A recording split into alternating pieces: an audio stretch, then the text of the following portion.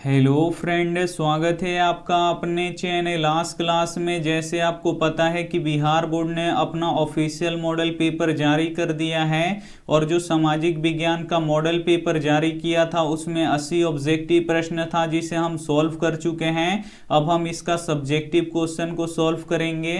तो सबसे पहले सेक्शन बी में इतिहास आता है और इतिहास में देखिए 1 से लेके 6 तक लघु उत्तरीय प्रश्न है जिसमें 3 ही का आपको जवाब देना है, लेकिन हम यहाँ पे 6 जो लघु उत्तरीय प्रश्न है उसको हम बताने वाले हैं। तो ये वीडियो आपके लिए काफी महत्वपूर्ण होने वाला है। एक बार हम प्रश्न यहाँ पे दिखा देते हैं। पहला नंबर प्रश्न है कि वियना कांग्रेस का मुख्य उद्देश्य क्या था। दूसरा प्रश्न है कि शीत युद्ध का संक्षिप्त वर्णन कीजिए। तीसरा प्रश्न है कि साइमन कमीशन का विरोध क्यों हुआ था। और यहाँ पे देखिए चौथा प्रश्न है कि उपनिवेशवाद से क्या अभिप्राय है। और यहाँ पे पांचवा प्रश्न है कि न्यू डील क्या है और हुआ आंदोलन की विवेचना करें। तो ये सभी प्रश्न हम आपको बताने वाले हैं। तो इस वीडियो को आप लोग प्लीज शुरू से लेके अंत तक देखिएगा। तो आइए शुरू करते हैं पहले नंबर प्रश्न से। तो पहला नंबर प्रश्न है कि वियना कांग्रेस का मुख्य उद्देश्य क्या था। काफी महत्वपूर्ण प्रश्न है। यहाँ पे आपको बताना है कि वियना कांग्रेस का मुख्य उद्देश्य क्या था। तो आइए इसका उत्तर देख लेते हैं। वियना कांग्रेस का मुख्य उद्देश्य निम्नलिखित है।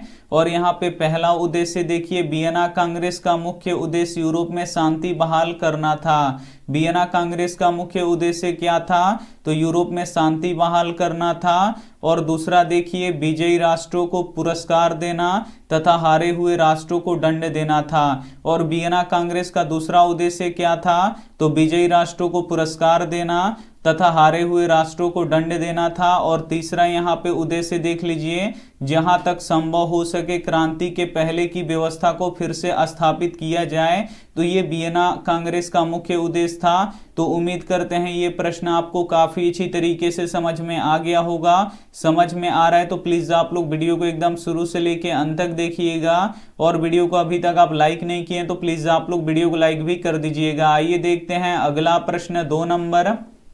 2 नंबर प्रश्न है कि शीत युद्ध का संक्षिप्त वर्णन कीजिए। काफी महत्वपूर्ण प्रश्न है। यहाँ पे आपको शीत युद्ध का संक्षिप्त वर्णन करना है। तो आइए इसका उत्तर देख लेते हैं। शीत युद्ध एक ऐसा युद्ध है जिसमें किसी हथियार का इस्तेमाल नहीं किया जाता है। तो शीत युद्ध एक ऐसा युद्ध होता है जिसमें किसी भी प्रकार के हथियार का इस्तेमाल नहीं किया जाता है, बल्कि एक देश दूसरे देश से आपसी वैचारिक मतभेद के कारण टकराते हैं तो जुबानी जंग होती है।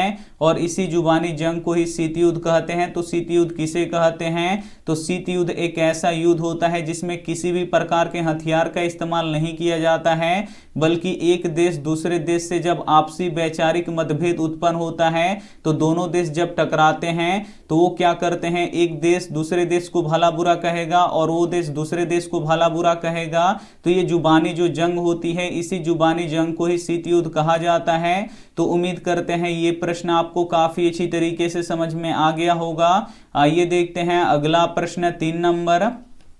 3 नंबर प्रश्न है कि साइमन कमीशन का विरोध क्यों हुआ था। काफी महत्वपूर्ण प्रश्न है। यहाँ पे आपको बताना है कि साइमन कमीशन का विरोध क्यों हुआ था। तो आइए इसका उत्तर देख लेते हैं। जॉन साइमन के नेतृत्व में 1927 ईस्वी में साइमन कमीशन बना। तो साइमन कमीशन कब बना, तो 1927 ईस्वी में बना। और किसके नेतृत्व में बना, तो जॉन साइमन के नेतृत्व में बना। साइमन कमीशन में 7 सदस्यीय आयोग का गठन किया गया था। जो साइमन कमीशन बना था इसमें 7 सदस्यीय आयोग का गठन किया गया था। इस 7 सदस्यीय आयोग में एक भी भारतीय नहीं थे। जो साइमन कमीशन था इसमें 7 सदस्यीय आयोग का गठन किया गया था और इस 7 सदस्यीय आयोग में एक भी भारतीय नहीं थे।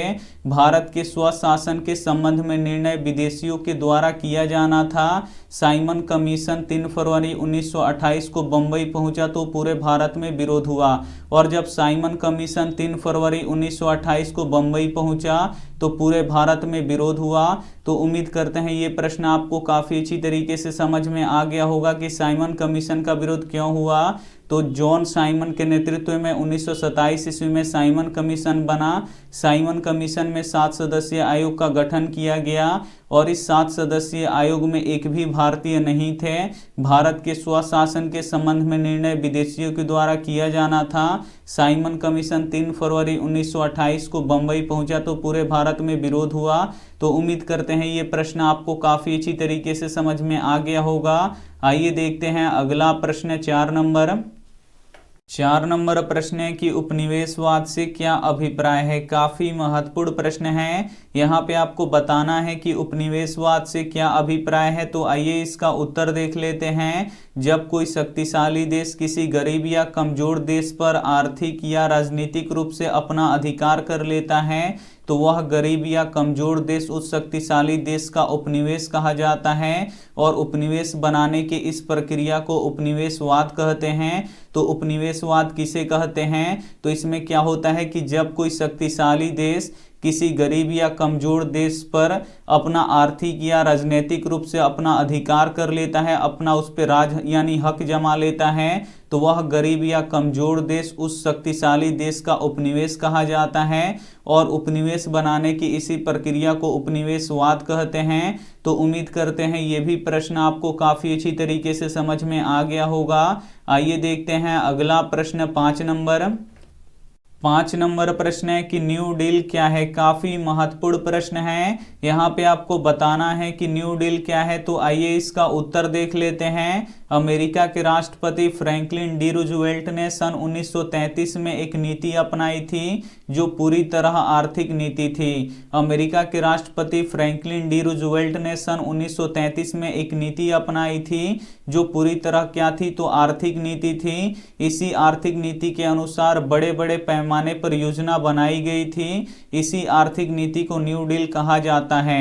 तो न्यू डील किसे कहा जाता है। तो सन 1933 में अमेरिका के राष्ट्रपति फ्रैंकलिन डी रूजवेल्ट ने एक नीति अपनाई थी जो आर्थिक नीति थी और इसी आर्थिक नीति के अनुसार बड़े बड़े पैमाने पर योजना बनाई गई थी और इसी आर्थिक नीति को न्यू डील कहा जाता है। इस आर्थिक नीति का उद्देश्य सामाजिक सुरक्षा को बढ़ावा देना था।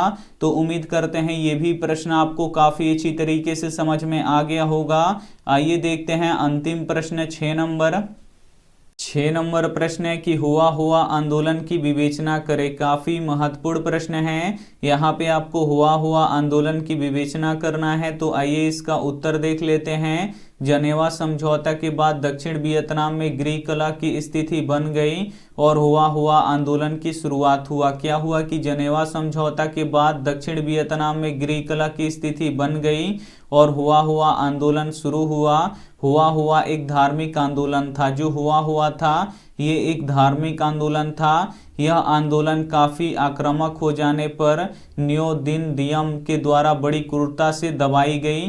तो उम्मीद करते हैं ये भी प्रश्न आपको काफी अच्छी तरीके से समझ में आ गया होगा। समझ में आ गया है तो प्लीज आप लोग वीडियो को लाइक कर दीजिएगा, अपने दोस्तों के पास इस वीडियो को जरूर शेयर कीजिएगा और चैनल को अभी तक आप सब्सक्राइब नहीं किए हैं तो चैनल को सब्सक्राइब कर लीजिएगा। Thank you for watching. मिलते हैं अगले वीडियो में, तब तक अपना ध्यान रखिए, मन लगा के पढ़ाई कीजिए। Take care and bye.